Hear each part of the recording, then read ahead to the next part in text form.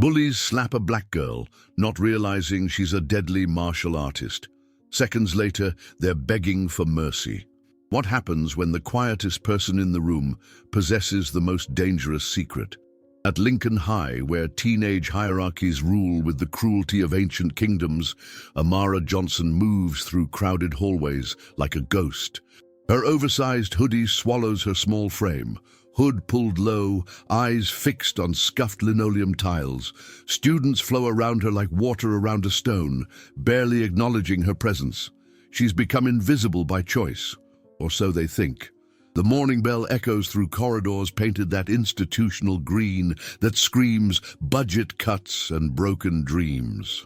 Amara clutches her worn backpack straps, the fabric frayed from countless nervous grips. Her sneakers make no sound against the floor. She's perfected the art of silence, of taking up no space, of existing without disrupting the cruel ecosystem that surrounds her. But silence, as Amara learned long ago, is not the same as weakness. In advanced biology, she slides into her usual seat, back row, corner, where shadows gather like old friends. Mrs. Henderson drones about cellular mitosis while Amara sketches geometric patterns in her notebook margins. The designs look random to casual observers, but each line follows ancient forms, stances, movements, the sacred geometry of combat her father once taught her under summer stars. "Miss Johnson," Mrs. Henderson's voice cuts through the classroom hum, "perhaps you'd like to share your artwork with the class." Snickers ripple through the room. Amara's pencil freezes mid-line. She can feel eyes turning toward her, hungry for entertainment, for any crack in her armor they can exploit. Chad Morrison, the school's golden boy quarterback, grins from 3 seats over. His perfect teeth gleam with predatory anticipation. "I'm taking notes," Amara says quietly, her voice barely above a whisper. The words feel heavy, foreign, after hours of silence. "Of course you are, sweetie." Mrs. Henderson's tone drips with false kindness. "Just try to stay focused." The dismissal lands like a physical blow. Amara's fingers tighten around her pencil until her knuckles go white. Behind her lowered eyelashes, something dangerous flickers. A spark of the fire her father once warned her about. The fire that could burn down everything if she ever let it free. So, before you get comfortable, take a moment to like the video and subscribe. But only if you genuinely enjoy what I do here. The lunch bell releases students like water through a burst dam. Amara gathers her things with practiced efficiency, every movement economical, controlled. She's learned that sudden gestures draw attention, and attention brings pain. In the hallway, she overhears fragments of conversation that slice through her carefully built defenses. "Did you see her trying to answer in English yesterday?" Brittany Walsh's voice carries that particular pitch that turns heads. "I swear she mumbled so low even the teacher couldn't hear her." "Maybe she's practicing for her future career in fast food," Chad adds, his voice booming with the confidence of someone who's never doubted his place in the world. "Gotta start somewhere, right?" Laughter follows, sharp and cutting. Amara's breathing remains steady, but her heart pounds against her ribs like a caged bird. She counts steps to the cafeteria. 1, 2, 3. The rhythm grounds her, reminds her of footwork drills in her backyard, of her father's voice counting cadence while teaching her to move like water, strike like lightning. In the cafeteria, she claims her usual table, the one by the emergency exit where she can observe everyone while planning her escape routes. The habit is so ingrained, she doesn't question it anymore. She unwraps her sandwich with careful precision, each movement deliberate, controlled. The sandwich tastes like cardboard, but she chews methodically anyway. Nutrition is fuel. Fuel is survival. Her father's lessons echo in every bite. A warrior's body is their temple, Amara. Respect it, and it will serve you when you need it most. She needed it most 3 years ago, when the world fell apart. Across the cafeteria, Chad holds court at the center table, surrounded by his usual entourage. Football players, cheerleaders, and social climbers orbit around him like planets around a toxic sun. His Letterman jacket catches the fluorescent light as he gestures wildly, telling some story that has everyone laughing on cue. Brittany Walsh sits at his right hand, her platinum blonde hair catching light like spun gold. She's beautiful, in that magazine-perfect way that makes other girls feel inadequate by comparison. Her nails are painted bubblegum pink, matching her crop top that costs more than most families spend on groceries. She surveys the cafeteria with the casual cruelty of a medieval queen, deciding who deserves her attention and who deserves her scorn. Today, unfortunately, her gaze lands on Amara. "Oh my God!" Brittany's voice carries across the room, designed to be heard. Is she seriously eating alone again? That's like so sad. The comment draws attention like blood draws sharks. Heads turn, whispers start. Amara continues chewing, but her jaw tightens almost imperceptibly. She's learned to read the room's energy, to sense when the pack is about to hunt. Maybe she likes being alone, Chad suggests with mock sympathy. Some people just aren't built for social interaction. Or maybe... Brittany's voice drops to a stage whisper that somehow carries further than shouting. Nobody wants to sit with her. The words hang in the air like smoke. Amara's sandwich suddenly tastes like ash. She can feel the weight of stares, the electric anticipation of a crowd sensing drama.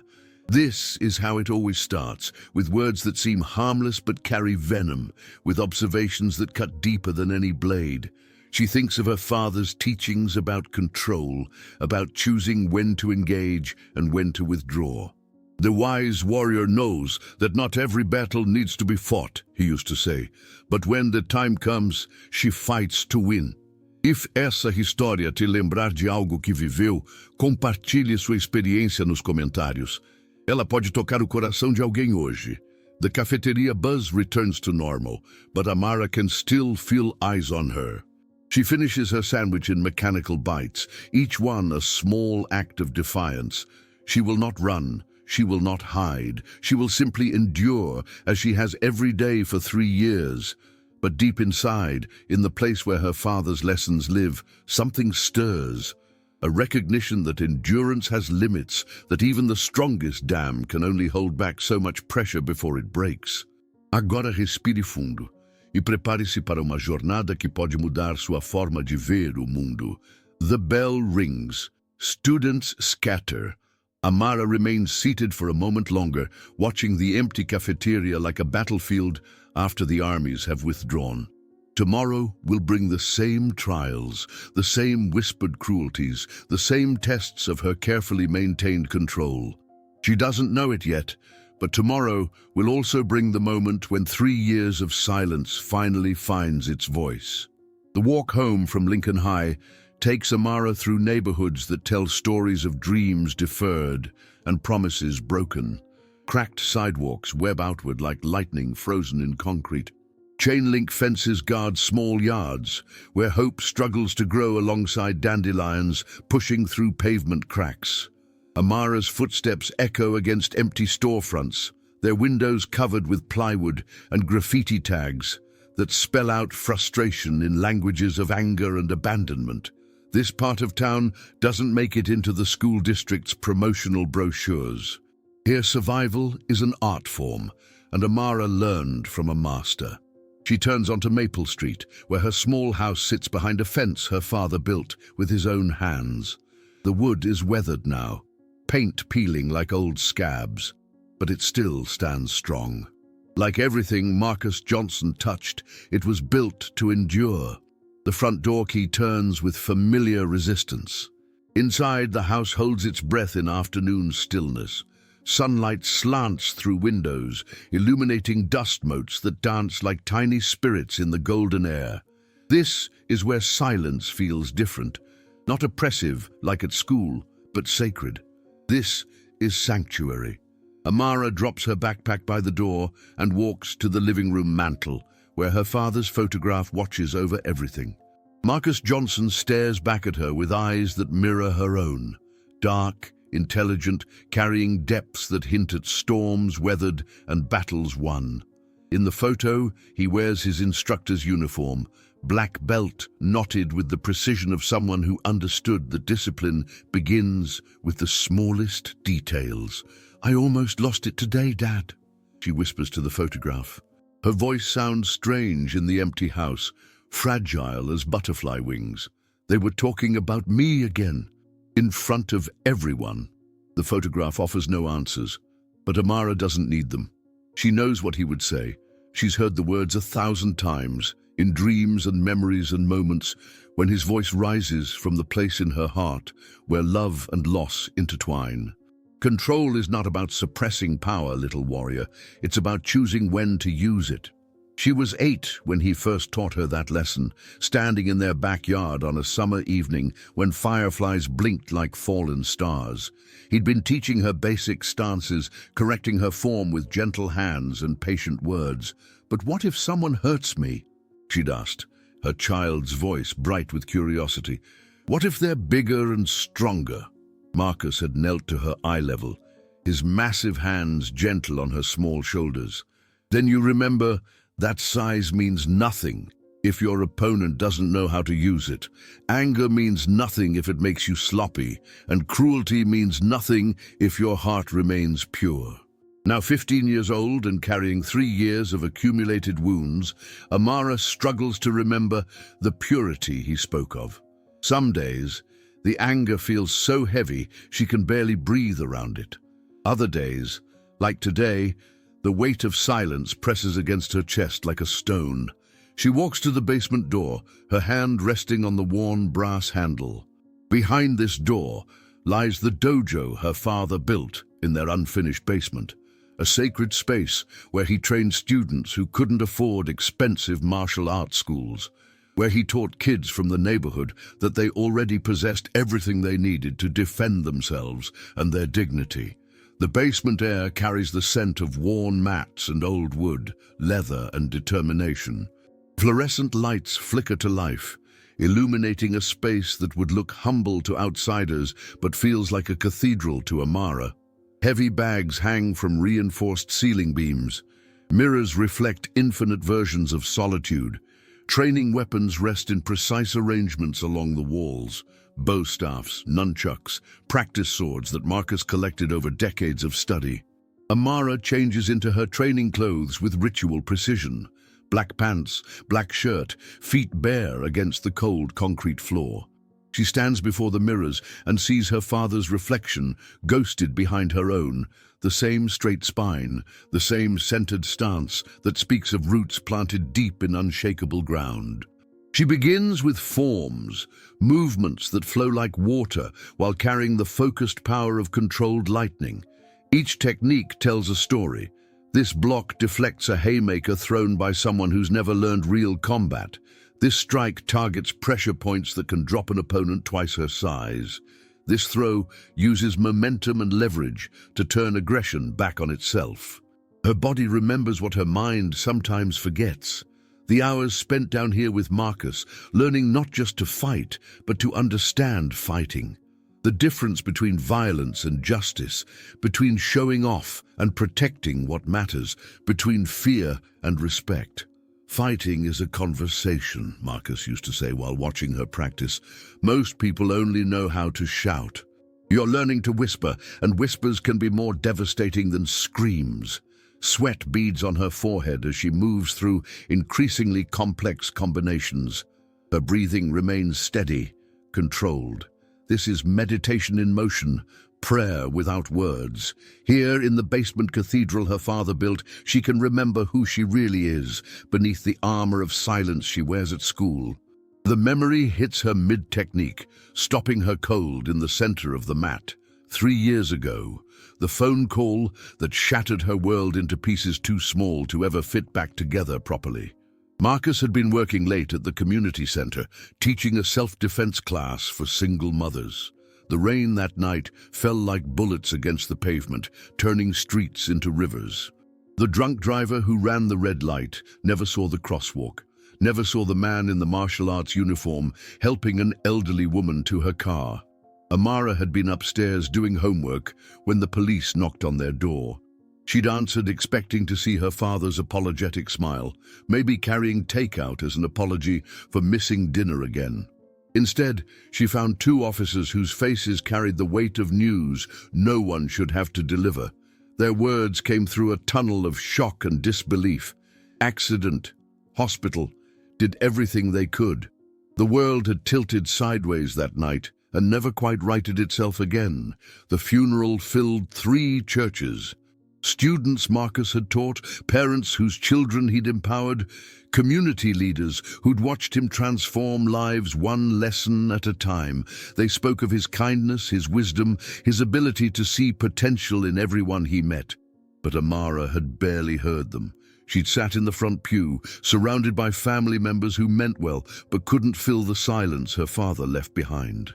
She'd stared at the closed casket and made a promise that felt like swallowing glass. She would never use his teachings to hurt another person. Violence had taken him from her. She would not become violence. Now, standing in his dojo 3 years later, that promise feels both sacred and suffocating. She can feel his techniques living in her muscle memory, more precise and deadly than anything her classmates could imagine. She could end fights before they began, could make bullies think twice about targeting anyone ever again. But she also remembers the weight of his hand on her head, the last morning she saw him alive, the way he'd said, "I'm proud of you, little warrior." Not for how you fight, but for how you choose not to. Amara's reflection stares back from the basement mirrors, a girl caught between 2 worlds, carrying power she's sworn never to use, while the world above demands she defend herself daily. The silence she's chosen protects others from what she could do, but it's slowly destroying her from the inside. She doesn't know that upstairs, her phone buzzes with notifications that someone at school has already started a group chat dedicated to tomorrow's entertainment, that Chad and Brittany are planning something that will push her past every limit she's set for herself. She doesn't know that her father's final lesson is still waiting to be learned. Sometimes, the most loving thing you can do is show others the consequences of their choices. But she's about to find out. Chad Morrison's bedroom looks like a shrine to his own greatness. Football trophies catch morning light from floor to ceiling windows, their golden surfaces reflecting achievements that have defined his identity since middle school. College recruitment letters spread across his mahogany desk, like paper promises of a future already mapped out in touchdowns and scholarship offers. But this morning, Chad isn't studying playbooks or admiring his collection of victories. He's scrolling through his phone, watching videos from yesterday's cafeteria entertainment, and planning today's performance. "Babe, you seeing this?" He holds up his phone to show Brittany Walsh, who's applying lip gloss with the precision of a surgeon. The video shows Amara sitting alone, the camera zooming in on her face during Brittany's public commentary about her social isolation. Brittany glances at the screen and smirks. Oh my God, she looks so pathetic. Look at her just sitting there taking it. She caps her lip gloss with a satisfied click. It's like she wants to be a victim. Chad's bedroom serves as unofficial headquarters for Lincoln High's social elite. This is where reputations are built and destroyed, where teenage cruelty gets refined into an art form. The space itself tells the story of privilege, imported furniture, gaming systems that cost more than most families' monthly rent, walk-in closets that could house entire wardrobes for a dozen students. But the real currency here isn't money, it's power. And power, Chad learned early, comes from knowing exactly where to apply pressure.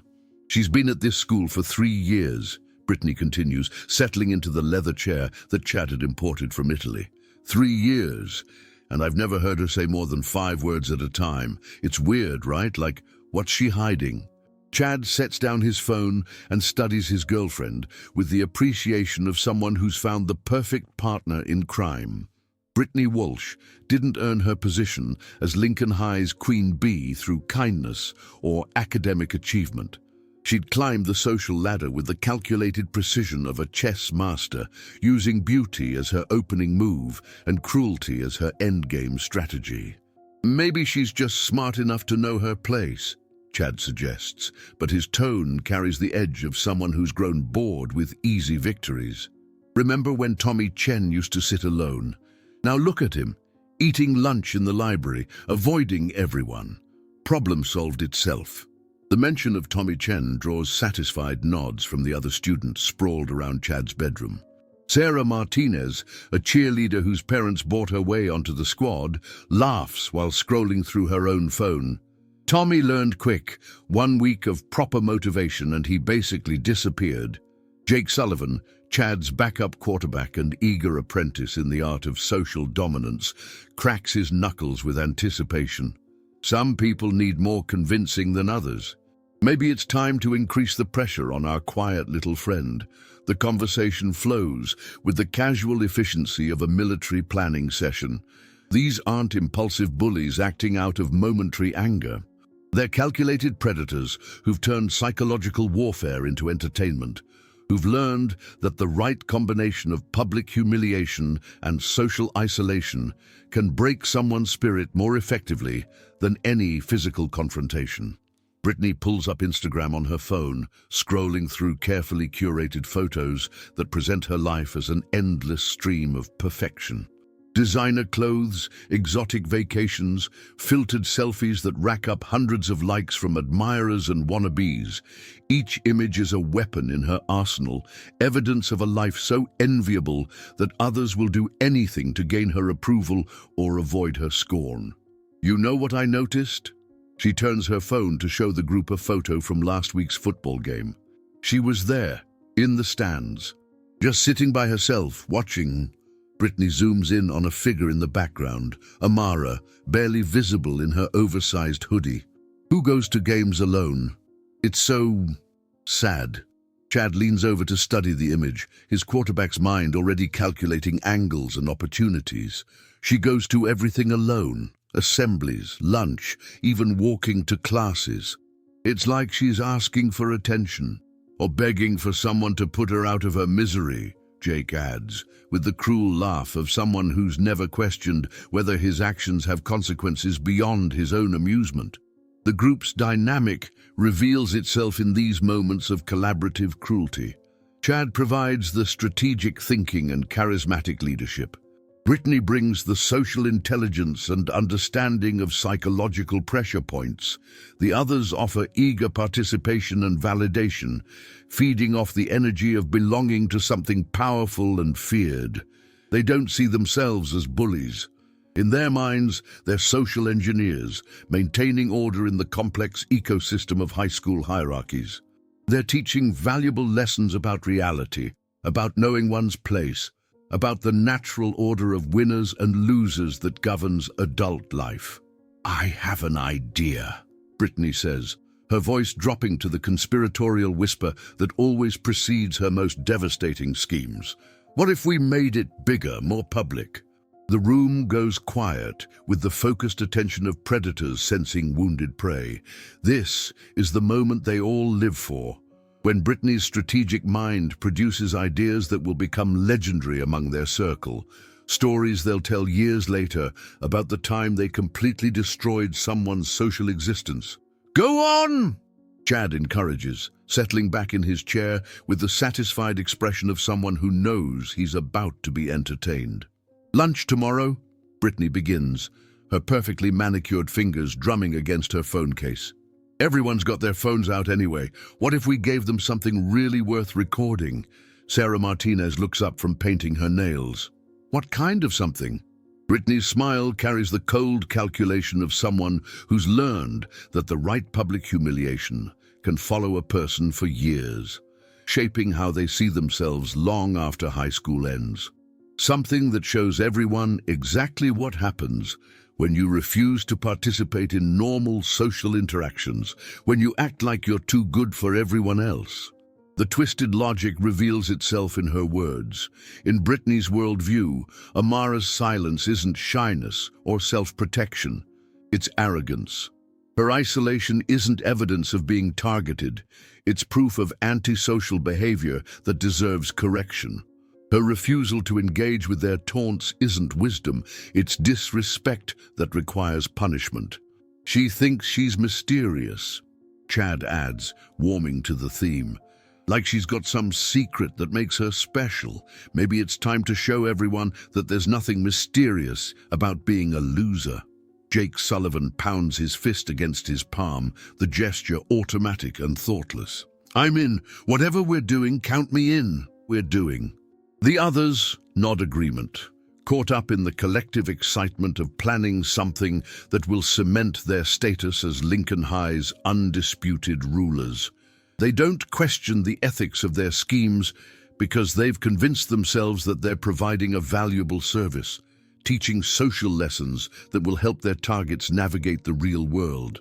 Brittany stands and walks to Chad's window, looking out at the manicured lawns and perfect houses that make up their neighborhood. From here, the world looks orderly, controllable, designed to reward people like them who understand how to play the game. Tomorrow, she says without turning around, we're going to do something that reminds everyone why respect matters, why fitting in isn't optional, why some people need to learn their place the hard way. Chad joins her at the window, wrapping his arms around her waist in a gesture that looks romantic but carries the territorial marking of someone who's claimed both a girlfriend and a partner in his campaigns of social domination. Neither of them realizes that across town, in a basement dojo that smells of discipline and dedication, their chosen target is practicing techniques that could end their reign of terror in seconds. They don't know that Amara Johnson carries power they can't imagine, restrained only by promises made to a dead father and principles that grow more fragile with each passing day. They don't know that tomorrow's lunch period will become the moment when 3 years of calculated cruelty finally meets 3 years of accumulated skill, and that the collision will change everything at Lincoln High forever. But they're about to learn that some quiet people aren't hiding weakness, they're hiding weapons. The morning arrives with the deceptive calm that precedes storms. Amara wakes at 5:30 a.m., her internal clock trained by years of disciplined routine. Outside her bedroom window, dawn paints the sky in shades of warning, orange bleeding into red like bruises forming across heaven's face. She performs her morning ritual with the precision of a ceremony. Shower, breakfast of oatmeal and fruit that tastes like cardboard but provides steady energy. Backpack organized with notebooks that contain more doodles than notes, textbooks that feel heavier each day, and the worn paperback copy of The Art of War that her father gave her on her 13th birthday. "Strategy, little warrior," Marcus had said when he presented the book. "Understanding your enemy's mind is more important than mastering your own techniques." Now, walking toward Lincoln High under a sky that promises trouble, Amara wonders if she's spent too much time mastering techniques and not enough time understanding the minds that seem determined to break her. The first assault comes before she even reaches her locker. "Oh look, it's our favorite ghost." Jake Sullivan's voice carries across the main hallway, designed to turn heads and gather an audience. "Still wearing that same hoodie, I see. Does she even own other clothes?" Amara keeps walking, but she can feel the familiar weight of stairs settling on her shoulders like snow. Students slow their conversations, phones emerge from pockets, and the electric anticipation of potential drama charges the air around her. She's learned to read these moments like weather patterns, the shift in energy that precedes social violence. Her locker combination feels different under her trembling fingers. 17-23-9. The numbers her father chose because they corresponded to letters that spelled out win. His way of reminding her that victory comes in many forms, not all of them visible. Behind her, she hears the distinctive click of phone cameras activating. Someone giggles. Another voice whispers, "Are you getting this?" The sound of her own humiliation being documented for later entertainment makes her stomach clench like a fist. Seriously, though, Jake continues, his voice growing louder as he senses an engaged audience. Does anyone know if she can actually talk? Like, has anyone heard her say a complete sentence this year? The question hangs in the hallway air, like smoke from a fire that's just beginning to spread. Amara retrieves her books with mechanical efficiency, each movement controlled despite the tremor in her hands. She can handle the stares, the whispers, even the casual cruelty, but the cameras make everything different, more permanent. They turn private suffering into public entertainment, moments of vulnerability into viral content. In first period English, Mrs. Patterson assigns group projects with the oblivious enthusiasm of someone who's never been chosen last for anything. I want you to explore themes of justice and revenge in classical literature, she announces, her voice bright with pedagogical optimism. Work with your assigned partners to create presentations that examine how different cultures have understood these concepts. The groans and shuffling that follow group assignments echo through the classroom like ritual complaint. But Amara's heart sinks for different reasons. Group work means exposure, forced interaction, opportunities for her classmates to document her awkwardness up close. Amara Johnson and Chad Morrison, Mrs. Patterson reads from her list, with the cheerful obliviousness of someone who's never noticed the social dynamics playing out under her nose. Chad's laugh carries just enough surprise to seem genuine. "Looks like I won the lottery," he says, loud enough for the class to hear. "Hope you're ready to carry your weight, partner." The words sound reasonable to adult ears, but Amara recognizes the subtle poison in them. He's already framing the narrative, positioning himself as the reasonable one willing to work with the weird, quiet girl, setting up her inevitable failure to contribute as evidence of her inadequacy. During lunch, the attacks escalate with coordinated precision. Amara sits at her usual table by the emergency exit, unwrapping her sandwich with hands that have started trembling despite her best efforts at control. The cafeteria buzzes with its usual chaos. Hundreds of conversations creating a wall of sound that should provide anonymity, but somehow makes her feel more exposed. She doesn't see Brittany approach until it's too late. "Oh my God, hi." Brittany's voice carries that false brightness that feels like being stabbed with a smile. "I don't think we've ever actually talked. I'm Brittany." The introduction stops conversations at nearby tables. Students turn with the predatory attention of spectators sensing blood sport. Phones emerge like weapons, camera lenses focusing on what promises to be epic entertainment. Amara looks up from her sandwich, meeting Brittany's perfectly made-up eyes with the steady gaze her father taught her never to break. "I know who you are," she says quietly, her voice barely audible above the cafeteria noise. "She speaks." Chad's voice booms from across the room, drawing more attention, more phones, more faces hungry for whatever comes next. "Everybody! She actually speaks! Mark your calendars!" Laughter ripples through the crowd like a wave, building momentum as it spreads. Amara feels her cheeks burn with humiliation, but she keeps her expression neutral. Years of training in emotional control serve her now, even as her heart pounds against her ribs like a trapped animal. "That's so cute," Brittany continues, her tone dripping with condescension. "You have such a quiet voice. Do you ever talk louder than that? Like, how do teachers even hear you in class?" The question isn't really a question, it's a setup designed to put Amara in an impossible position. Answer quietly and confirm the narrative of pathetic inadequacy.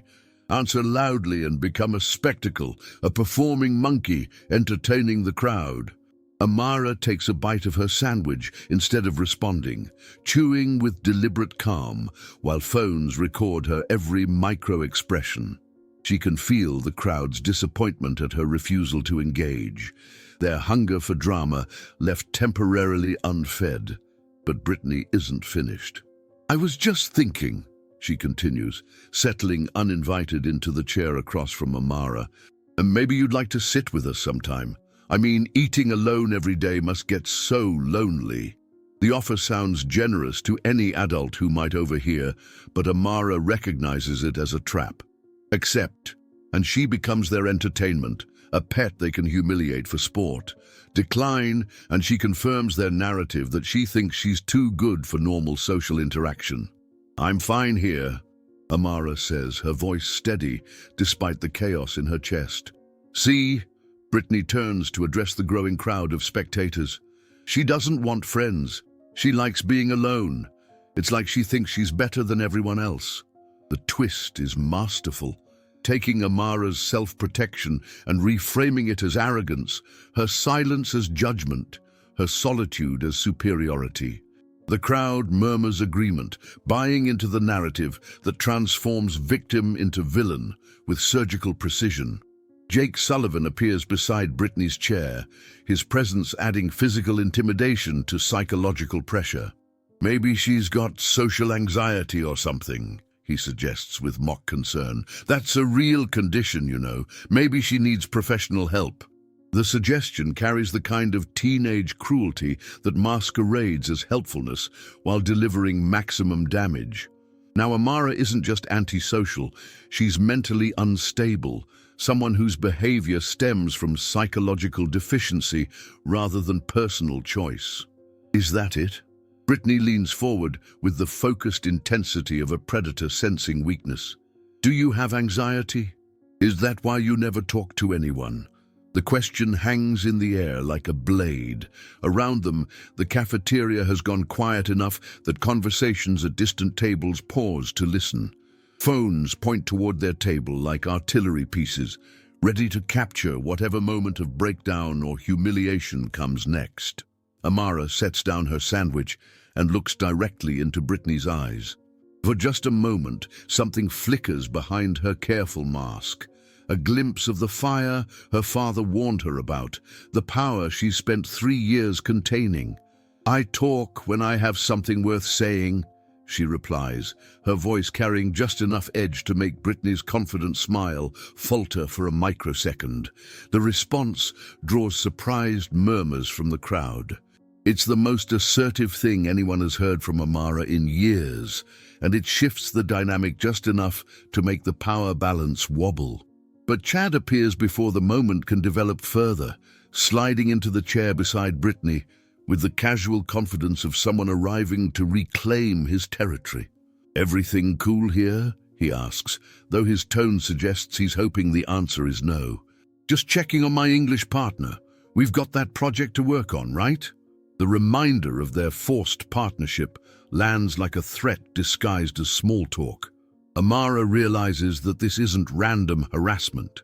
It's orchestrated pressure designed to build towards something bigger, something that will require her to make choices she spent years avoiding. The lunch bell saves her from immediate escalation, but as students disperse, she catches fragments of conversation that chill her blood. Tomorrow's going to be epic. Got it all planned out. She has no idea what's coming. Walking to her afternoon classes, Amara feels the weight of accumulated stares, whispered comments, and phone cameras tracking her movement. The school feels different now, charged with an energy that promises violence, not physical but something deeper and more lasting. In her backpack, her father's copy of The Art of War seems to pulse with relevance.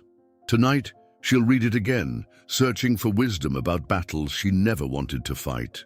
But deep in her bones, in the place where 3 years of martial arts training lives, she knows that tomorrow will demand more than strategy. Tomorrow will demand a choice between the promise she made to a dead father and the survival instinct screaming louder with each passing hour.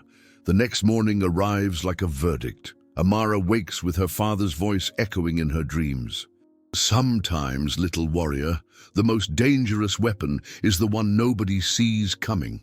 She stands in her basement dojo at dawn, moving through forms with mechanical precision while her mind races through scenarios she spent 3 years trying to avoid. Every technique flows into the next, blocks that could shatter bones, strikes that could stop hearts, throws that could end fights before they begin. The knowledge sits in her muscle memory like loaded ammunition, waiting for permission to fire. But permission means breaking a promise, and breaking that promise means becoming someone her father might not recognize. Lincoln High feels different as she approaches the building. The air carries an electric charge, like the moment before lightning strikes. Students cluster in groups, phones already out, whispers following her movement through the parking lot. Whatever Chad and Brittany have planned, the anticipation has spread through the school's social network like wildfire. "Today's the day," she hears someone say as she passes. "Brittany's going to absolutely destroy her." The words hit like physical blows, but Amara keeps walking, one foot in front of the other. Breathe in, breathe out. Count the steps to survival, just like her father taught her during those first terrifying weeks after his death. In first period, Chad slides into the seat beside her with predatory casualness. "Ready for our presentation?" he asks, loud enough for nearby students to hear. "I've been working on my part all week. Hope you've been doing the same." The lie is masterful, implying collaboration that never happened, setting up her inevitable failure as evidence of inadequacy. Amara opens her notebook to pages covered with research she's conducted alone, work she knows Chad will claim credit for while simultaneously blaming her for any shortcomings. "Justice and revenge," Chad continues, his voice carrying theatrical enthusiasm. "Fascinating topics, don't you think? The way some people get exactly what they deserve." The double meaning isn't lost on anyone within earshot. Phones discreetly angle toward their conversation, capturing preliminary footage for whatever performance has been orchestrated for later. Mrs. Patterson calls for their presentation third, and Amara walks to the front of the classroom with legs that feel like they're moving through water. Chad follows, his confidence radiating like heat from a fire that's about to consume everything in its path. "We chose to examine how different cultures understand justice," Chad begins, his quarterback voice filling the room with practiced authority. "Some believe in turning the other cheek, while others believe that strength must sometimes be demonstrated to maintain order." As he speaks, Amara realizes this isn't just a class presentation. It's a public declaration of war, a philosophical justification for whatever's coming next. Chad weaves together quotes about justice and strength, punishment and consequence, building an argument that sounds academic but carries the undertone of threat. When her turn comes to speak, Amara's voice emerges steady despite the tremor in her hands. "My father believed that true strength lies in restraint," she says, looking directly at Chad. "That the ability to cause harm should never be confused with the wisdom to know when harm is necessary." The words hang in the classroom air like a challenge. Students sense the undercurrent of conflict, phones capturing every micro-expression, every pause, every moment of tension between the quarterback and the quiet girl who's finally found her voice. Chad's smile never wavers, but something cold flickers behind his eyes. "Interesting perspective," he says, "though sometimes restraint can be mistaken for weakness. And in the real world, weak people get eaten alive." The presentation ends with polite applause, but the real show is just beginning. Lunch arrives with the inevitability of an execution. Amara sits at her usual table, unwrapping her sandwich with hands that have started shaking, despite years of training in emotional control. The cafeteria buzzes with barely contained excitement. Conversations stop when she enters, resume in whispers when she passes, build towards something that feels like a storm gathering strength. She doesn't have to wait long. Brittany approaches with the confidence of a queen entering her throne room, surrounded by her usual entourage of disciples and phone-wielding documentarians. Chad flanks her right side, Jake her left, creating a formation that would look casual to teachers but feels like military precision to anyone who understands predator dynamics. "Amara!" Brittany's voice carries across the cafeteria like a bell announcing the main event. "I've been thinking about our conversation yesterday, about you needing friends and all." The cafeteria noise drops to a murmur as hundreds of students turn their attention toward the unfolding drama. Phones emerge like flowers blooming toward sunlight, lenses focusing on what promises to be the social event of the semester. "See, I talked to some people," Brittany continues, settling into the chair across from Amara with the casual entitlement of someone who's never been told no. And they agree with me that your whole anti-social thing isn't healthy. Chad nods with mock concern. We're worried about you, partner. 3 years of eating alone, never talking to anyone, acting like you're too good for normal human interaction. That's not normal behavior. The accusation carries the twisted logic of gaslighting, taking Amara's self-protection and reframing it as evidence of mental instability. Around them, the crowd presses closer, sensing blood in the water, phones recording every word for later dissection and viral distribution. So we've decided to help. Brittany announces with the benevolent cruelty of someone who's convinced herself that destruction is actually rescue. Whether you want it or not. Jake produces a folded piece of paper from his pocket, holding it like evidence in a trial. We made you a little guide, he says, unfolding what appears to be a handwritten list. Social skills for beginners. How to make friends. Basic conversation starters. Normal people stuff. The humiliation is surgical in its precision, public enough to ensure maximum exposure, helpful enough to seem charitable to any adults who might intervene, cruel enough to devastate its target. The list itself doesn't matter. Its existence is the weapon, proof that they consider her so fundamentally broken that she needs written instructions for human interaction. Read it, Brittany commands, sliding the paper across the table. Out loud, so everyone can learn something. The moment crystallizes into sharp focus. Amara can see every face in the crowd, every phone camera pointed toward her, every escape route blocked by bodies hungry for entertainment. She can feel her father's presence like a hand on her shoulder, his voice whispering warnings about choices that can't be undone. She looks down at the paper.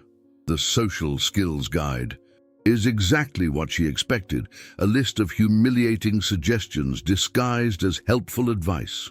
Smile more. Practice in mirror first. Talk louder. People need to hear crazy. Take showers. Basic hygiene matters. Each line designed to cut deeper than the last. I said read it, Brittany repeats, her voice carrying the edge of someone whose authority has been questioned. Unless you think you're too good for helpful advice. Around them, the crowd presses closer, phones angle for better shots. Someone starts a live stream that will broadcast this moment to social media platforms where it can achieve immortality in the digital archive of teenage cruelty. Amara's hands remain steady as she sets the paper down without reading it.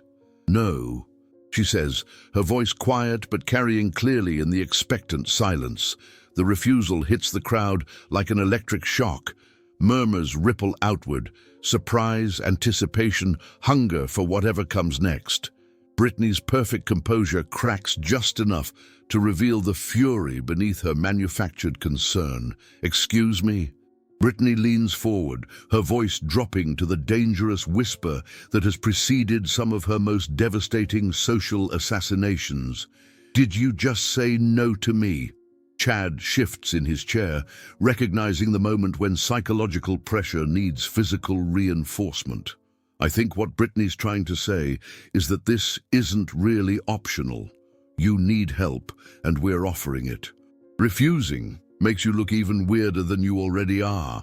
The logic is airtight in its cruelty. Refuse their help and confirm that you're antisocial, accept it, and submit to public humiliation.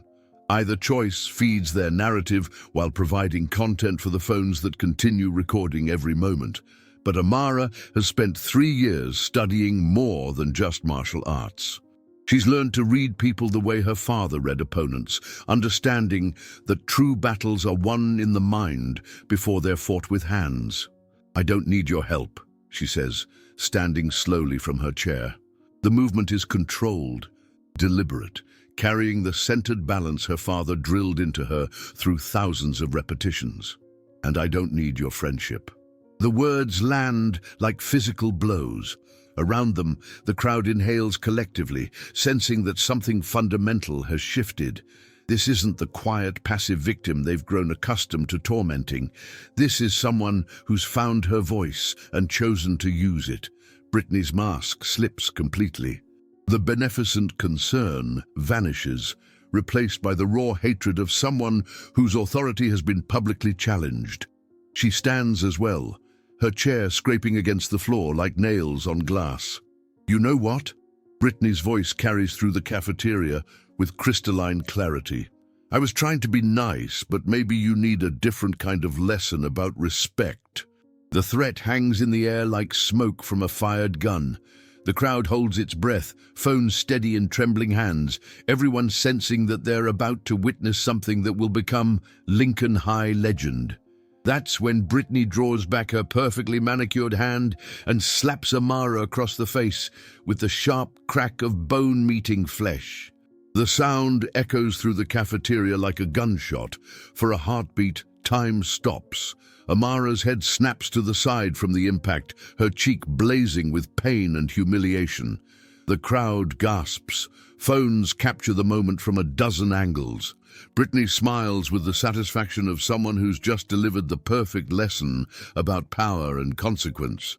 But when Amara slowly turns her head back to face her attacker, something has changed in her eyes. The careful control that's defined her for 3 years cracks like ice under pressure, revealing the fire that's been burning beneath. Her father's voice whispers in her memory, "When someone chooses violence, little warrior, they've chosen the language you speak fluently." And for the first time in 3 years, Amara Johnson chooses to respond in kind. What happens next will take exactly 17 seconds. But those 17 seconds will change everything. Time moves like honey poured from a broken jar. 17 seconds. That's all it takes for 3 years of suppressed power to reshape the social hierarchy of Lincoln High forever. Brittany's hand is still tingling from the slap when Amara moves. Not with the wild flailing of an angry teenager, but with the fluid precision of someone who spent a decade learning that violence, when necessary, should be swift, controlled, and absolute. The first technique flows like water finding its level. Amara's left hand rises in a deflecting block that catches Chad's incoming grab. Because, of course, Chad lunges forward, his quarterback instincts demanding he protect his territory. His wrist bends at an angle that makes him cry out in surprise, his much larger frame suddenly irrelevant against leverage and physics. Second 2. Amara pivots, using Chad's own momentum to send him stumbling past her into the table behind them. Lunch trays clatter to the floor, students scramble backward. The circle of phones trembles but continues recording, their operators too shocked to lower their devices. Second 3, Jake Sullivan charges from the left, all muscle and no technique, throwing a haymaker that would flatten most high school girls. Amara ducks under the wild swing, her father's voice echoing in muscle memory. "Angry opponents defeat themselves, little warrior. Simply get out of their way."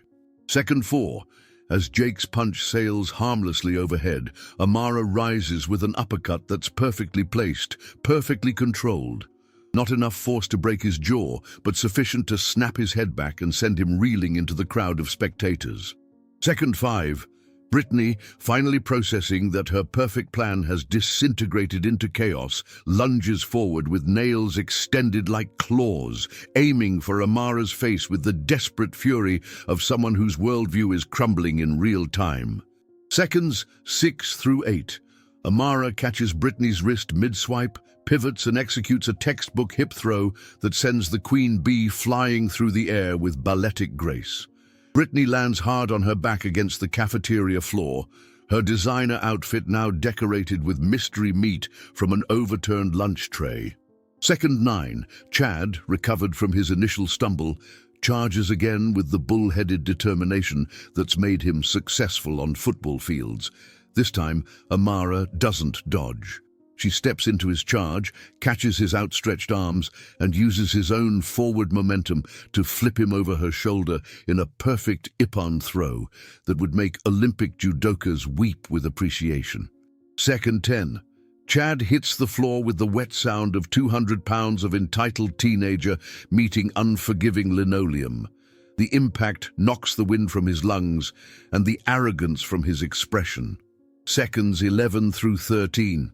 Three of Brittany's backup dancers, cheerleaders whose names Amara doesn't even know, rush forward in a panicked attempt to overwhelm her with numbers. They move like what they are, untrained teenagers whose only combat experience comes from hair-pulling fights over social media drama. Amara flows between them like smoke, deflecting, grasping hands, redirecting wild swings, using their own aggression to tie them in knots. A pressure point strike to one girl's shoulder sends her arm numb. A sweep takes another's legs from under her. The third receives a gentle but precise nerve pinch that makes her entire right side go limp.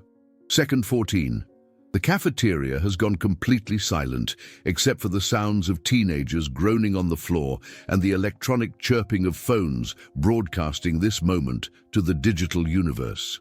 Hundreds of students stand frozen, mouths open, watching the quiet girl they've ignored for 3 years dismantle the school's social elite with techniques that belong in action movies. Second 15. Jake, still seeing stars from the earlier strike, makes one last desperate lunge. Amara sidesteps with minimal effort, catches his arm, and applies a joint lock that drops him to his knees with a yelp of pain and surprise. Second 16. Brittany, still on the floor but not quite ready to accept defeat, reaches for her phone to call for help, to document evidence, to somehow regain control of a narrative that slipped completely from her grasp. Amara's foot settles gently but firmly on Brittany's wrist, pinning it to the floor without applying crushing pressure. Second 17. Complete stillness. Amara stands in the center of a circle of groaning, defeated bullies, her breathing barely elevated, her clothing barely disheveled. Around her, the cream of Lincoln High's social elite lies scattered like dolls dropped by a careless child. The silence stretches until it becomes deafening. Then, somewhere in the crowd, someone starts clapping. The sound spreads like wildfire. First one pair of hands, then 10, then 50, until the entire cafeteria explodes in applause that rattles the windows and echoes off the walls. But Amara doesn't acknowledge the adoration. She looks down at Brittany, who stares up from the floor with eyes wide with shock and something that might be respect, and speaks in a voice that carries clearly through the chaos. "Violence," she says, quoting her father's teachings, "should always be the last option, but when someone chooses it first, they accept responsibility for the consequences." She steps back, releasing the pressure on Brittany's wrist. "Don't mistake restraint for weakness again." The words hit like a manifesto. Around the cafeteria, students who've spent years watching the quiet girl endure humiliation suddenly understand they've been witnessing something far more complex than simple victimhood. They've been watching someone with the power to end fights choose not to use it until choice was removed from the equation. Within minutes, the footage begins its viral journey. The first video, shot by Sarah Martinez from 3 feet away, captures every moment in high definition. The fluidity of Amara's movements, the precise control that neutralizes attackers without causing permanent damage, the calm expression on her face as she dismantles opponents who outweigh her by 50 pounds or more. But it's the second video that changes everything. Shot by Marcus Chen, Tommy's younger brother, still smarting from his siblings' earlier treatment, this footage starts 30 seconds before the slap. It captures Brittany's calculated cruelty, the mob mentality of the crowd, the systematic nature of the psychological torture that preceded physical violence. Most importantly, it captures Amara's repeated attempts to de-escalate, her quiet refusals to engage with their provocation, her clear desire to simply eat lunch in peace. The context transforms her explosive response from unprovoked violence into justified self-defense. Quiet girl fight-back trends worldwide within 6 hours. The footage spreads across TikTok, Instagram, Twitter, and YouTube like digital wildfire. Comments flood in from around the globe, martial arts experts analyzing her technique. anti-bullying advocates celebrating her courage, teenagers sharing their own stories of harassment and survival. But it's the investigative response that really shakes Lincoln High's foundations. Local news reporter Maria Santos sees the footage on her daughter's phone and recognizes a story that goes deeper than viral entertainment. She starts digging, interviewing students who've been silent witnesses to years of systematic torment. What she uncovers makes her physically sick. Tommy Chen, speaking publicly for the first time since his social exile, describes months of harassment so severe it drove him to eat lunch in bathroom stalls. Ashley Rodriguez, who transferred schools junior year, details the depression and anxiety that followed her own encounters with Chad and Brittany's crew. David Park, now homeschooled, explains how targeted humiliation campaigns destroyed his ability to function in social settings. The pattern emerges with sickening clarity. Lincoln High has been hosting an organized campaign of psychological warfare, with teachers and administrators either blind to the damage or actively complicit through inaction. But it's the discovery of the group chat that provides the smoking gun. Jake Sullivan, desperate to reduce his own liability, shows investigators his phone. The Lincoln Royalty group chat contains 3 years of messages planning harassment campaigns, coordinating humiliation tactics, and celebrating successful destruction of targeted students' social standing. The messages read like a manual for psychological terrorism. Tommy's about to crack. Push harder tomorrow. Ashley's been crying in the bathroom. Phase 2 activated.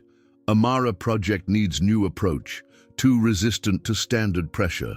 Each message carries timestamps, read receipts, and evidence of collaborative cruelty that would make professional interrogators nauseous. The systematic nature of their campaigns, the calculated escalation of psychological pressure, the complete absence of empathy for their target's suffering, it all points to something far more sinister than typical teenage meanness. Principal Richardson, faced with evidence that his school has been operating as a training ground for sociopathic behavior, calls an emergency assembly. Parents flood the parking lot demanding answers. School board members schedule emergency meetings. The local police begin investigating whether any crimes have been committed. But the most powerful moment comes during Maria Santos's live broadcast from the Lincoln High parking lot. The camera captures Amara walking out of the school building, flanked by her aunt and a lawyer who's volunteered his services pro bono. She looks smaller somehow, not because she's weak, but because the weight of sudden celebrity sits uncomfortably on shoulders trained to carry only their own burdens. "Amara!" Maria calls out, microphone extended. "Do you have anything to say to the students watching this around the world?" Amara stops, considers the question with the careful deliberation that's defined her approach to everything. When she speaks, her voice carries the quiet authority of someone who's learned that true power doesn't need to announce itself. "What we endure in silence doesn't mean we are weak," she says, her father's wisdom flowing through her words. "Sometimes it means we're strong enough to carry pain that would break others, but no one should have to carry it alone." She pauses, looking directly into the camera. "If you're watching this because someone is making your life miserable, speak up. Find trusted adults. Document everything. Don't suffer in silence just because speaking up feels scary." Then she adds something that will be quoted in anti-bullying campaigns for years to come. "And remember that bullies count on your silence. Your voice is more powerful than they want you to believe." The interview ends, but the story is just beginning. Within 48 hours, Chad Morrison and Brittany Walsh are suspended pending investigation. Their colleges receive copies of the group chat messages. Scholarship offers are quietly withdrawn. Social media accounts that once commanded thousands of followers hemorrhage popularity as their true nature becomes public knowledge. But perhaps the most telling moment comes when Chad's father, a successful businessman who spent years enabling his son's behavior, watches the cafeteria footage for the first time. The video shows his son, 6 feet tall, 200 pounds of muscle, captain of the football team, crying and begging for mercy while pinned to the ground by a girl who weighs barely half what he does. For the first time in years, Chad Morrison Sr. feels something approaching shame. The revolution has begun, and it started with 17 seconds of perfect technique applied to an imperfect world. But Amara Johnson, now thrust into a spotlight she never wanted, is about to learn that going viral comes with consequences she never imagined. 3 weeks after the cafeteria incident, Amara sits in a television studio 300 miles from Lincoln High, staring at lights bright enough to power small cities. The makeup artist has spent an hour trying to make her look camera-ready, but nothing can disguise the exhaustion in her eyes, the weight of carrying everyone else's pain alongside her own. 2 minutes to air. A production assistant announces, her voice cutting through the controlled chaos of live television preparation. Around Amara, cameras move like mechanical vultures. Sound technicians adjust equipment with surgical precision, and the host reviews notes that reduce her life to bullet points and talking segments. Dr. Angela Wright, host of Morning Truth, settles into the chair across from Amara with the professional warmth of someone who's built a career on extracting stories from reluctant subjects. She's interviewed presidents and poverty advocates, celebrities and survivors, but there's something about the 17-year-old girl, sitting rigidly upright, that makes her approach more carefully than usual. Just remember, Dr. Wright says softly, leaning forward with genuine concern, you control this conversation. If anything feels too uncomfortable, we stop. This is your story to tell, at your pace. Amara nods, her hands folded in her lap with the same precise control she's applied to everything else in her life. But inside, her father's voice whispers warnings about stages and spotlights, about the difference between fighting for justice and becoming entertainment for strangers. 10 seconds, the production assistant calls. The red light blinks on. Cameras focus. Across America, millions of viewers lean forward in their chairs, hungry for the story behind the viral footage that's been dissected, analyzed and debated in every social media platform known to humanity. I'm Dr. Angela Wright, and this is Morning Truth. The host begins with practiced authority. Today, we're joined by Amara Johnson, the 17-year-old whose response to school bullies has sparked a national conversation about harassment, self-defense, and the failures of our educational system. She turns to Amara with the careful attention of someone who understands that trauma doesn't follow television schedules. Amara, thank you for being here. I know this hasn't been easy. For a moment, Amara doesn't speak. The silence stretches just long enough to make viewers wonder if she's frozen by the pressure, if the quiet girl from the videos has retreated back into her protective shell. But when she speaks, her voice carries the steady strength that's defined her through years of patient endurance. 3 weeks ago, I just wanted to eat lunch in peace.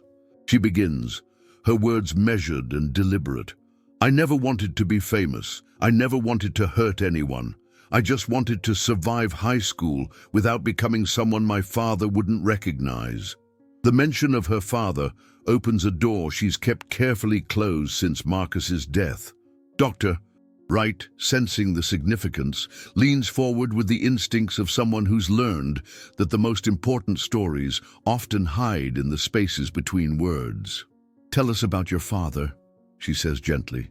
Amara's composure cracks just slightly, revealing the grief that shaped every choice she's made for 3 years.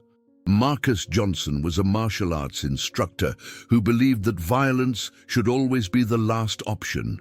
He taught self-defense to kids in our neighborhood, especially girls who needed to know they could protect themselves.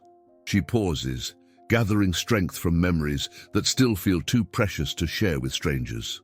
He used to say that the strongest fighters are the ones who choose not to fight, that real power comes from knowing you could win, but choosing to find another way. The studio falls silent, except for the barely audible hum of equipment and the distant sounds of a city that continues moving while stories unfold in artificially lit boxes. Dr. Wright recognizes the moment when interview subjects cross from carefully prepared statements into raw truth, and she knows enough to simply wait. When he died 3 years ago, Amara continues, her voice steady despite the tears gathering at the corners of her eyes. I promised I would never use what he taught me to hurt another person. Violence took him away from me. I wasn't going to become violence. The words land with the weight of revealed motivation. Across America, viewers begin to understand that the viral footage captured more than just impressive martial arts skills. It documented the moment when someone's fundamental principles collided with the reality of self-preservation. But that day in the cafeteria, Dr. Wright observes carefully, you broke that promise. Amara meets her gaze directly, and for the first time since the cameras started rolling, something like fire flickers behind her controlled expression. Brittany Walsh made the choice for me when she chose to escalate words into violence. My father also taught me that when someone refuses to respect boundaries, sometimes demonstrating consequences is the only language they understand. The statement draws murmurs from the studio crew, but Amara isn't finished. What people don't see in those 17 seconds, she continues, her voice gaining strength, are the 3 years that led up to them. The daily humiliation, the systematic campaigns to destroy my self-worth, the teachers who looked the other way, while students documented my suffering for entertainment. Dr. Wright nods, consulting notes that represent weeks of investigation her production team has conducted. Our research team has uncovered evidence of what appears to be organized harassment campaigns, targeting not just you, but multiple students over several years. Can you help us understand how this was allowed to continue? The question opens floodgates that Amara has kept sealed through years of protective silence. She describes the careful choreography of psychological warfare, how Chad and Brittany tested boundaries, documented reactions, and escalated pressure with the systematic precision of military strategists. She talks about teachers who interpreted her silence as consent, administrators who dismissed complaints as typical teenage drama, and a system that prioritized the comfort of popular students over the safety of vulnerable ones. But it's when she describes the other victims that her voice gains real power. Tommy Chen used to love school, she says, looking directly into the camera with the focused intensity of someone delivering a message to specific recipients. He was funny, kind, brilliant at math. They turned him into someone who's afraid to speak above a whisper, who eats lunch in bathroom stalls to avoid being seen. She lists names like a memorial service. Ashley Rodriguez, driven to transfer schools. David Park, now homeschooled after developing panic attacks. Maria Gonzalez, whose grades plummeted after months of targeted harassment about her family's economic status. Each one of us thought we were alone, Amara explains. That's how bullying works. It isolates victims, makes them feel like their suffering is unique, like speaking up would only make things worse. Dr. Wright leans forward, recognizing the moment when subjects transition from sharing personal pain to advocating for systemic change. What would you say to students watching this who recognize their own experiences in your story? Amara's answer comes without hesitation, as if she's been preparing it for years. Document everything, she says, with the authority of someone who's learned survival requires evidence. Screenshots, recordings, witnesses. Bullies rely on adults dismissing harassment as kids being kids, but they can't dismiss proof. She pauses, her gaze finding the camera lens with laser focus. Find trusted adults who will listen. If the first person doesn't help, find another. Keep trying until someone takes you seriously, because you deserve to feel safe at school. Then she adds something that makes viewers across the country sit up straighter. And remember that silence protects abusers, not victims. Your voice is more powerful than they want you to believe. The interview continues for another 20 minutes, covering the investigation that's rocked Lincoln High, the suspension of multiple students, and the policy changes being implemented district-wide. But it's Amara's final statement that generates the most powerful response. "I never wanted to be a symbol," she says, looking directly at Dr. Wright. "I just wanted to be left alone to grieve my father and finish high school. But if my story helps one person find their voice, if it prevents one student from suffering in silence, then maybe something good can come from all this pain." The cameras stop rolling, but the impact continues reverberating long after the studio lights dim. Within hours, Amar's voice begins trending alongside Quiet Girl Fight Back.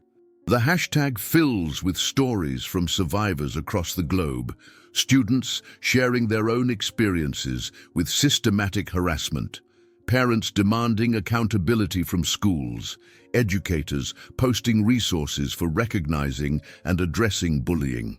But it's the unexpected responses that reveal the interview's true power.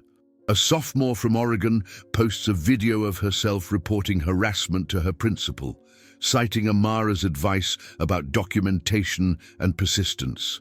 A middle school student in Florida shares screenshots of cyberbullying, using Amara's words to finally speak up after months of suffering in silence. A high school senior in Texas confronts his bullies directly, telling them he's found his voice and won't tolerate further harassment. The ripple effects spread beyond individual courage. School districts across the country begin reviewing their anti-bullying policies, recognizing that traditional approaches have failed to address the sophisticated psychological warfare demonstrated in the Lincoln High case. Parents demand transparency about harassment reporting procedures. Teachers receive training on recognizing systematic versus isolated incidents. Administrators implement new protocols for investigating social media-based campaigns. But perhaps the most significant change comes in the form of unexpected allies. Dr. Sarah Chen, a prominent psychologist specializing in adolescent trauma, reaches out to offer pro bono counseling services to Lincoln High victims. The Marcus Johnson Foundation, established by community members who remember Amara's father, begins providing free self-defense classes with an emphasis on conflict resolution and emotional regulation. Most surprisingly, several former bullies from other schools come forward to acknowledge their own past behavior and commit to making amends. The interview has sparked something unprecedented, a conversation about accountability that extends beyond punishment to genuine transformation. But for Amara, sitting in her hotel room after the interview, the weight of sudden responsibility feels heavier than any backpack she's ever carried. Her phone buzzes constantly with interview requests, speaking opportunities, and messages from strangers who see her as a beacon of hope she's not sure she's equipped to be. She thinks about her father's teachings, not just about martial arts, but about the responsibility that comes with power. He'd warned her that strength unused can become weakness, but strength misused can become tyranny. Tomorrow, she'll return to Lincoln High for the first time since the incident. The suspended students have been expelled, the administration has been restructured, and new policies are in place. But Amara knows that real change happens in the spaces between rules, in the daily choices people make about how to treat each other. She opens her father's copy of The Art of War to a passage he'd highlighted years ago. The supreme excellence consists of breaking the enemy's resistance without fighting. For 3 years, she'd interpreted that as a mandate for absolute pacifism. Now she's beginning to understand it might mean something more complex, that sometimes the greatest victory comes from fighting once, powerfully enough to make future fights unnecessary. Her phone buzzes with a text from Tommy Chen. "Watch the interview. Thank you for saying my name. For the first time in 2 years, I don't feel invisible." The message reminds her why she chose to break her silence, why she'd allowed cameras and strangers to dissect the most painful moments of her life. Not for fame or recognition, but because silence had protected her tormentors more than it had protected her. Tomorrow will bring new challenges, new opportunities to use her voice for change. But tonight, she allows herself to feel something she hasn't experienced in years. Hope that her father's teachings might create a legacy of protection rather than pain. The quiet girl has found her voice, and the world is finally ready to listen. The morning Amara returns to Lincoln High, the building feels different. Not just because news vans line the parking lot, or because reporters cluster near the entrance like digital vultures waiting for the next story to break. The change runs deeper, an electric current of awareness that flows through hallways where silence once reigned supreme. Students move differently now. Conversations pause when they see her, but not with the predatory hunger that once marked her presence. This is something else. Recognition, perhaps even respect, mixed with the uncertain energy of a social ecosystem rebuilding itself after an earthquake. Principal Richardson, a man whose previous claim to fame was maintaining zero-tolerance policies that somehow never applied to star athletes, greets her at the main entrance with the awkward enthusiasm of someone trying to distance himself from his own past failures. "Amara," he says, extending a hand she doesn't take. "Welcome back. I want you to know that we've implemented comprehensive changes to our harassment reporting system. Anonymous tip lines, mandatory faculty training, regular counseling check-ins."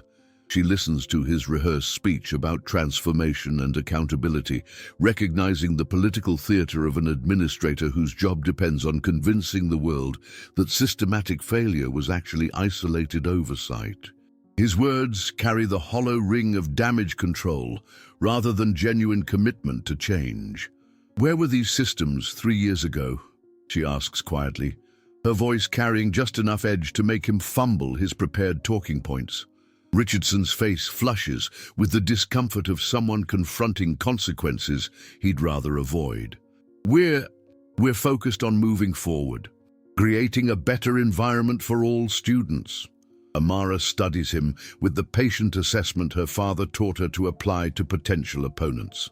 She sees a weak man who's learned to mistake authority for strength, who's spent years enabling cruelty through strategic blindness. But she also sees fear, the recognition that his comfortable world of plausible deniability has been shattered by 17 seconds of viral accountability. "Moving forward requires acknowledging where we've been," she replies, then walks past him into the building where her transformation began.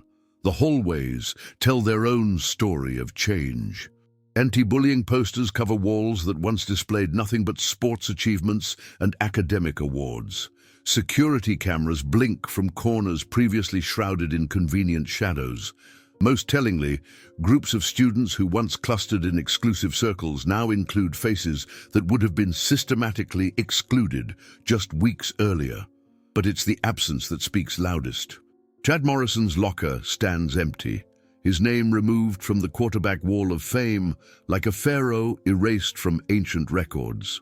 Brittany Walsh's position as student council president has been quietly transferred to Ashley Rodriguez, one of her former victims, who's returned to Lincoln High with a confidence that radiates like armor forged from survived pain. The cafeteria, scene of Amara's explosive response, buzzes with nervous energy as she enters for lunch. Conversations don't stop exactly, but they modulate to frequencies that acknowledge her presence without making it the center of attention. Students who once scattered like startled birds now nod respectful greetings. Some even smile, not the predatory grins of spectators hoping for entertainment, but genuine expressions of solidarity from fellow survivors.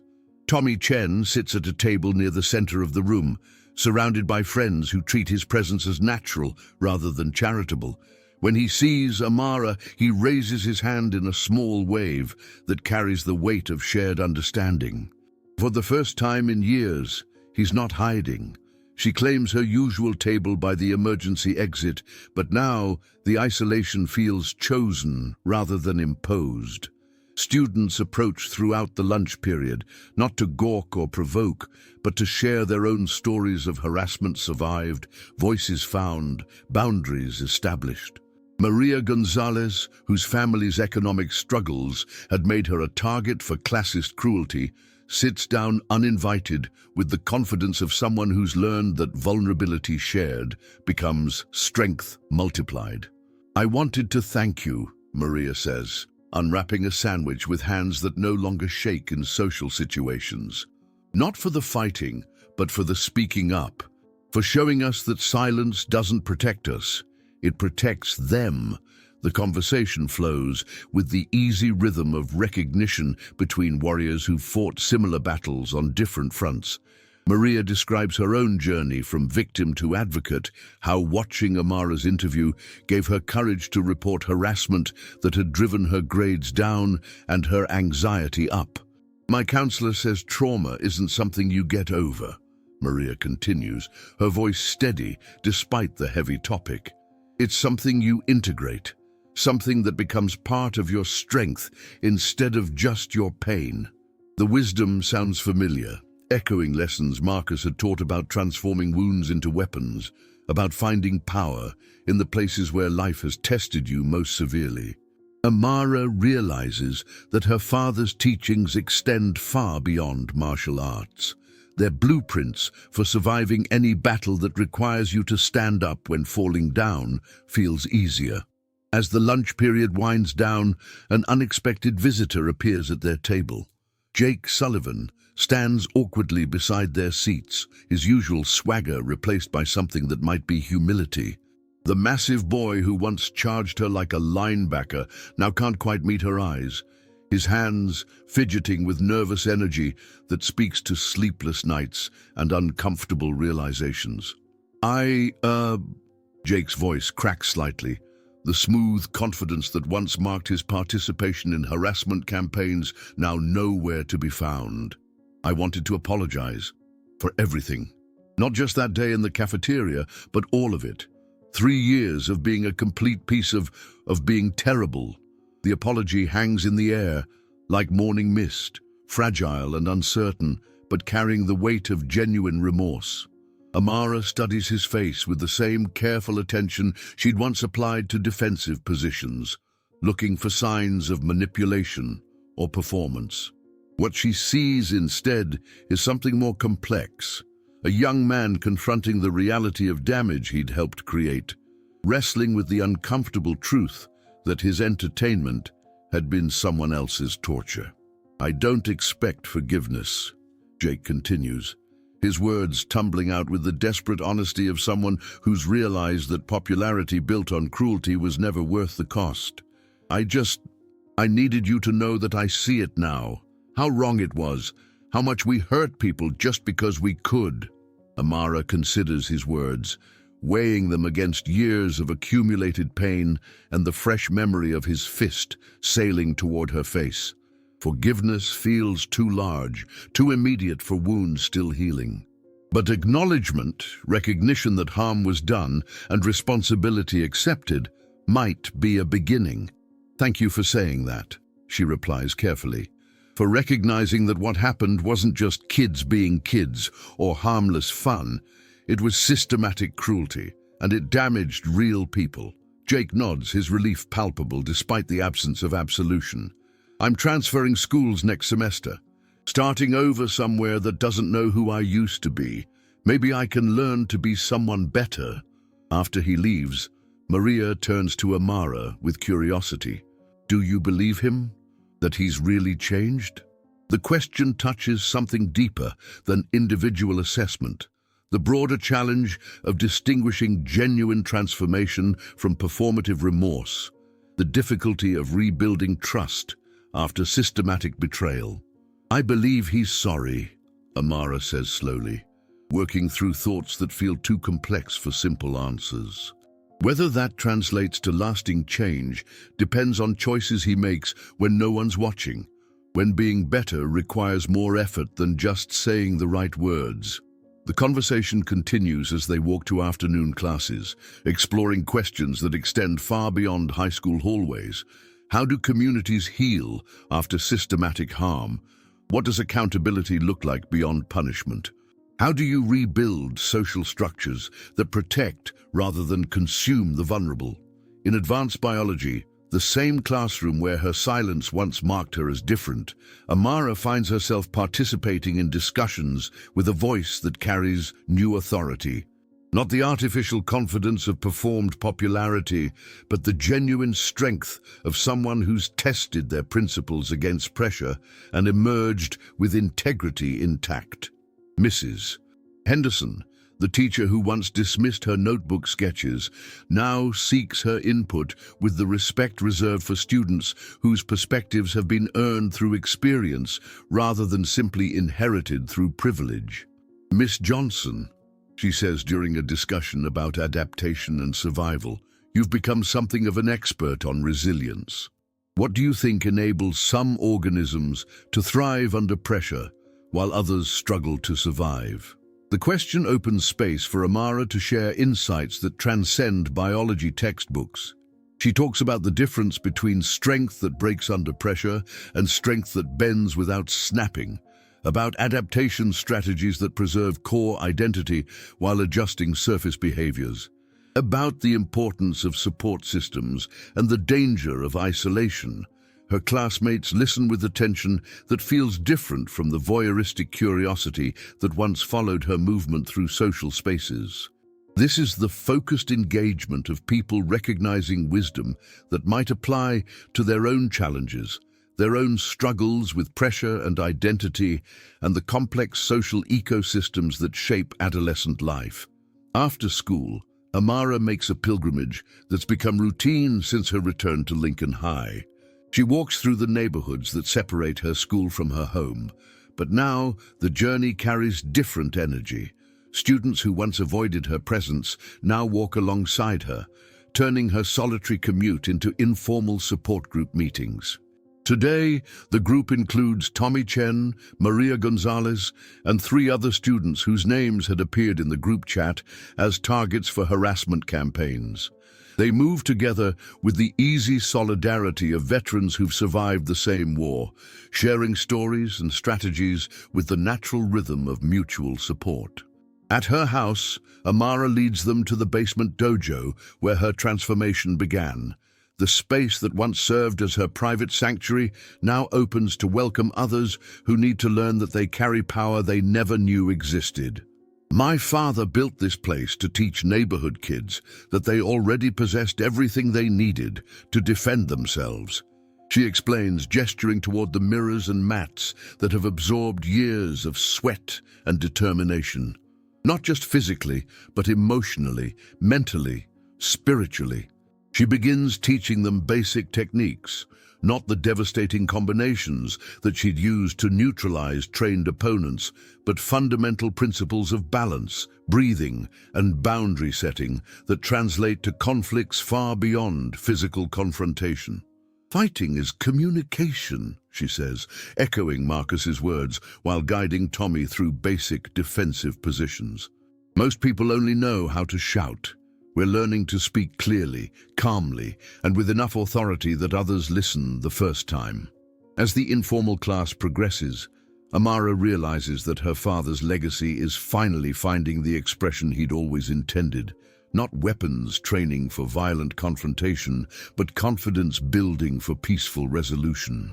Not domination techniques for overpowering opponents, but self-defense strategies for protecting dignity.